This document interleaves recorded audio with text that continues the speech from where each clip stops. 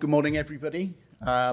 So as Shane mentioned, I'm going to spend the next sort of 15, 20 minutes talking a little bit about generative AI in the workspace. So my name's Matthew Richards. I look after one of our professional services practices at Kocho. I got a fantastic team of architects, consultants that deliver a really broad range of solutions and technologies, and I'm really fortunate to be joined by one of my team. Andrew is going to be doing some demonstrations for us a little bit later.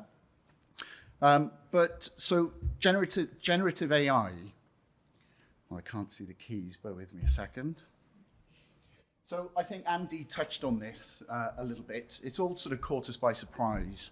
I think if we go back, about a year ago, this technology called ChatGPT sort of absolutely blew my mind, to be honest. It still blows my mind every single day. I think it's, the value that it promises, not just to organizations, but also to individuals globally. It's got a huge impact. Of course, there are some negative sides to it as well.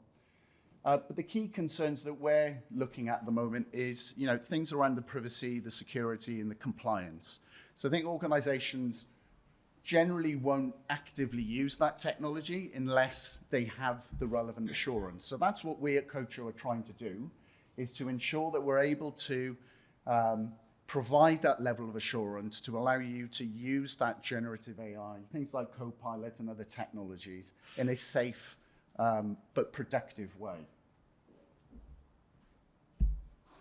So what are we actually doing? Well, there are sort of two core pillars of activities that we've got. Sorry, I've got a habit of wandering around and I haven't got the mic, so I'll stay here.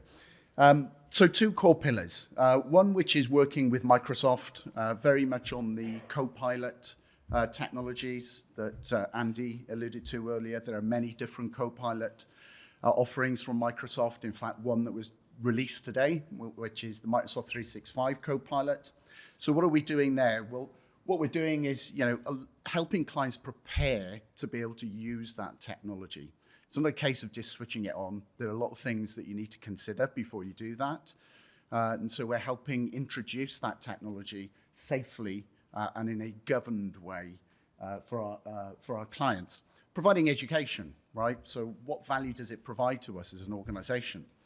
And also extending that platform, right? So Copilot's going to deliver a lot of value, depending on which one, but there may be some specific use cases that are unique to you, and you'd like to use that technology, to address those specific use cases. So we're able to develop plugins, connectors, to complement and enhance that technology.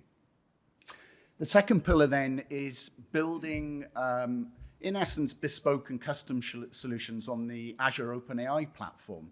So this is where we're able to provide a really high degree of assurance. So for those clients that want to use the technology to reason against highly sensitive information, you're going to want that high level of assurance. So what's happening to my data? Where is it going? What is Microsoft taking from this, if anything?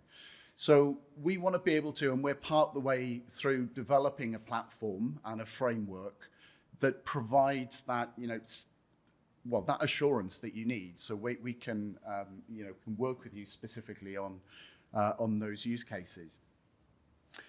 And the third one here is, this technology is evolving. It's going at a rapid rate. We want to keep on, ahead of that curve or with that curve, and make sure that we can benefit from all the developments that will happen and deliver that value and those services to you, our clients. So what I'm going to do now is hand over to my colleague Andrew, who's going to give you some insight into some of the things that we're working on at the moment. This is very much early development work, but hopefully what we want you to do is to get an idea of what we can do on this platform. And I'd love to talk to anyone who's got an interest in this area to see, how we can use this technology to solve some of your key business challenges. So, Andy, over to you. Thank you. So, as Matt mentioned, we've got a sort of quick demo just to demonstrate some of this. What we really wanted to show off today is the fact that using Azure OpenAI Studio, we can create a completely custom, flexible solution that can sort of be tailored to your exact use case or scenario. And on top of that, we can provide that assurance piece. So I'm just going to switch over to our demo here. So just a bit of context behind this sort of demo we're going to show you today. So this solution, we've sort of named it LawGBT. In essence, what we've done is we've taken all of the current and past UK legislation. On top of that, we've ingested things like HMRC advice and guidance, as well as sort of given it some context behind sort of contract law and an understanding of that. So what we ultimately wanted to do was create a chat-like solution that has an understanding of legislation and can sort of reason over that data. So this solution itself, it's built on the Azure OpenAI Studio platform. We've created a sort of basic parser just to sort of ingest all of that data, so all the current past legislation, as well as that HMRC sort of advice and guidance. However, this can be, while that's sort of a publicly available data set, we can, change this and customize this to ingest sort of your private data sets. So whether you've got data sort of on-premise or in Azure, whatever it might be, we can ingest that into this solution. The benefit of this is because this is deployed into your Azure environment, you've got complete control over your data. This isn't being sent out to sort of OpenAI or some other third party. Throughout the process, you've got complete control over your data. So I'm going to give it an example query here. So this one is a bit of an obscure question, but we're going to ask you what the current duty levied against pipe tobacco is. Wow. So, exactly. So while this might seem like a very basic question, in fact, it's a bit more sort of nuanced than that. So if you purely just take a look at UK law, and if I just tab over to this, this is pulled straight out of the latest UK Finance Act. We can see there's a table of all the different duties that have been applied to all categories of tobacco products. Now, from here, pipe tobacco isn't mentioned. And if you go through any of the other sort of UK legislation that's been passed, pipe tobacco hasn't been mentioned. Instead, it's essentially the sort of ChatGBT or the GBT model behind this has inferred that from other data. So in this case, it's gone through the HMRC advice and guidance. It's understood what that other category, is within, the UK legislation, and given us a responsible answer. So this answer itself, unlike sort of potentially sort of ChatGPT, if you've played around with that, one of the issues you'll come across is potentially the accuracy of that data. Because we have control over this model, we can fine-tune it. So one of the settings we can sort of tune specifically is the strictness of the responses.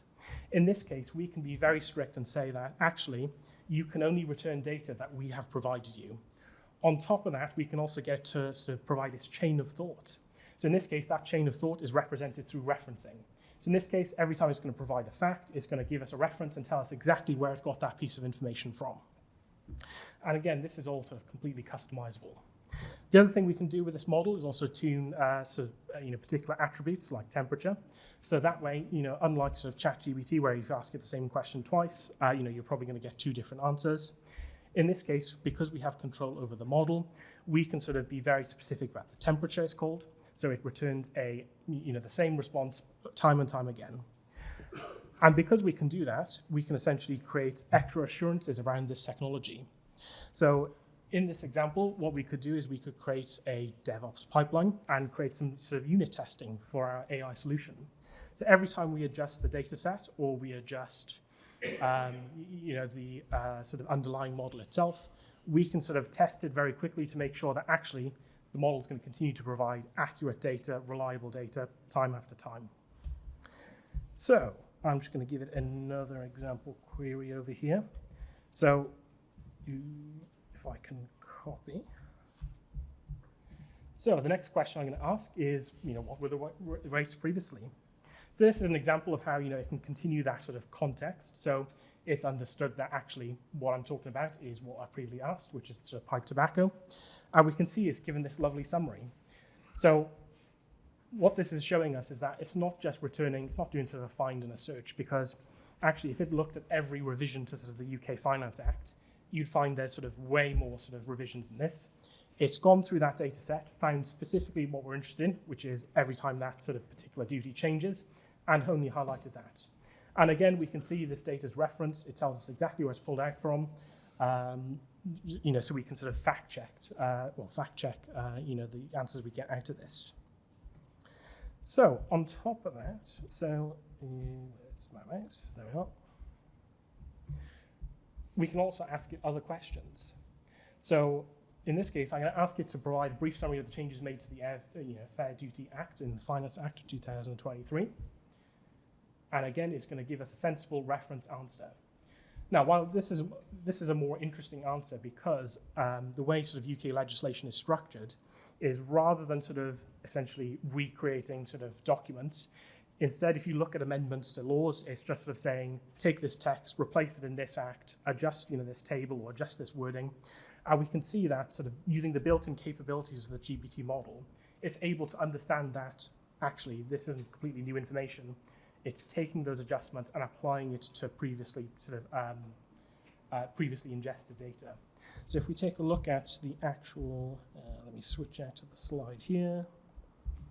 There we are. We can see in the Finance Act. So on the left, we've got the actual sort of 2023 Financial Act, which says we're going to take some text, we're going to change it, insert some things, and then we can see sort of the original on the sort of right there. So natively, GPT has been able to sort of take these adjustments and apply it to the previous Finance Act, and then give us sort of an accurate answer out of the back of it. So for my final demo, I'm going to give an example of its capabilities to review and sort of understand data in a bit more depth. So if I can find the mouse. What I'm going to ask it is to review a tenancy agreement that we've previously ingested and basically highlight any issues. So given that it's ingested all of the UK legislation, it's able to understand what is and isn't sort of enforceable, as well as sort of highlight any conflicting clauses.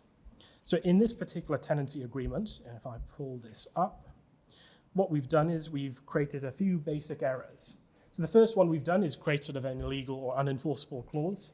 In this case, as part of the housing regulations for Wales, it specifies that the landlord is responsible for ensuring that the dwelling is fit for human habitation. So what we've done is we've made a very basic error. In this case, we've said the tenant should be responsible. Likewise, we've made a conflicting clause. So basically, we've said that the contract holder, so the tenant, is able to change the supply of electricity and gas. And in another clause, we've said, actually, they're not able to do that. Given the data set that we've provided previously, which is all that legislation, it's gone through and understood sort of that contract and those particular clauses. And it's been able to highlight that actually, A, we've got an unenforceable clause. So it shows that sort of nuance that's able to understand and sort of apply its knowledge to new data that it gets. So in this case, it's highlighted that actually, it's not the tenant's responsibility, it should be the landlord. And again, to highlight that reference to the relevant regulation for us. And secondly, it's highlighted those conflicting clauses. So these have been very basic examples that we've shown, but this with some extra time and extra effort, so the possibilities are kind of endless. So for this particular example, we've presented a sort of a chat model through web app interface. However, this could be any sort of presentation layer. It could be a Teams chatbot, it could be an SMS or WhatsApp interaction. Basically, you name the presentation, and we can adjust this to fit that. On top of that, these are basic sort of data sets, but obviously, we can sort of ingest anything you want, so whether that's public data sets, your own data. And on top of that, we can fine tune the model. So basically, rather than needing to sort of create very specific prompts, because if you've played around with ChatGPT, you know that you've got to be pretty accurate with your questions, otherwise sometimes it goes on a wild sort of tangent. But with sort of fine tuning, we can sort of eliminate those issues. And again, we can do that because we've got complete control over this solution.